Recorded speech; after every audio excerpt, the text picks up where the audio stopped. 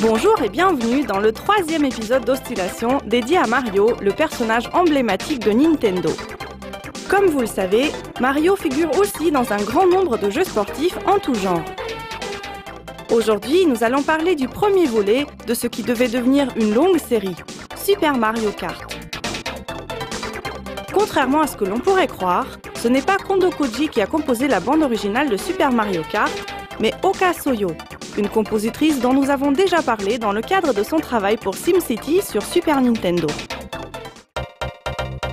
Quand on écoute la bande originale de Super Mario Kart, on remarque tout de suite qu'un grand nombre de circuits est accompagné de musique au rythme latin.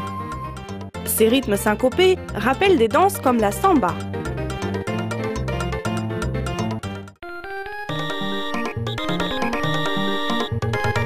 L'utilisation de percussions et de sifflets souligne encore le caractère exotique de la musique. Se trouverait-on dans un pays de vacances paradisiaque? Le décor le suggère certainement.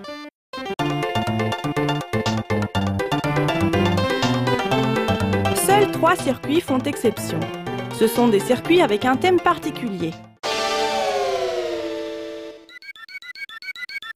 La musique de la vallée fantôme imite très certainement les cris des fantômes et souligne par ses dissonances l'atmosphère sinistre du lieu.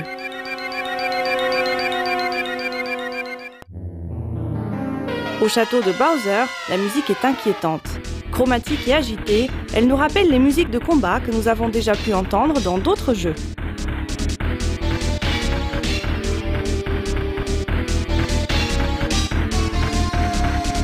Et un 3e circuit fait exception au rythme latin, la route arc-en-ciel.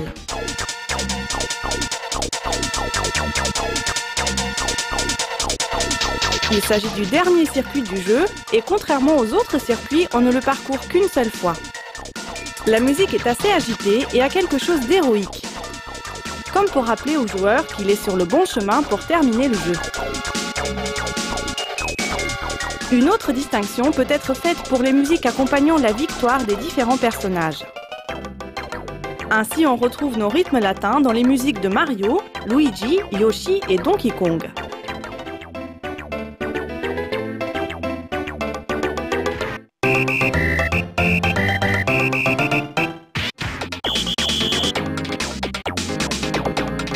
Font exception Peach et Toad avec des musiques douces aux sonorités de clochettes qui représentent sans aucun doute la fragilité des personnages.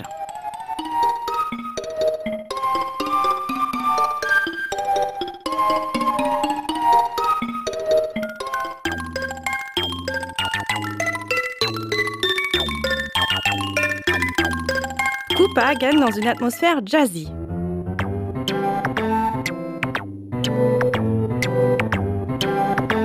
Et Bowser a droit à une musique assez techno, brute et grave.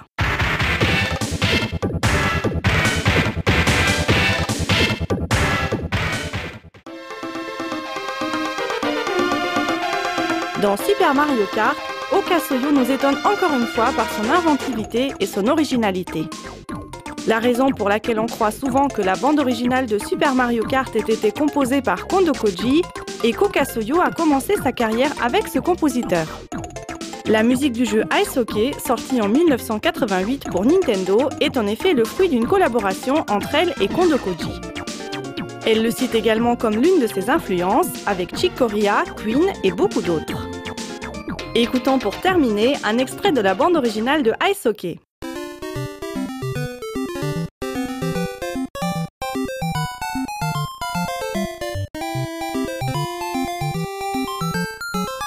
À la prochaine!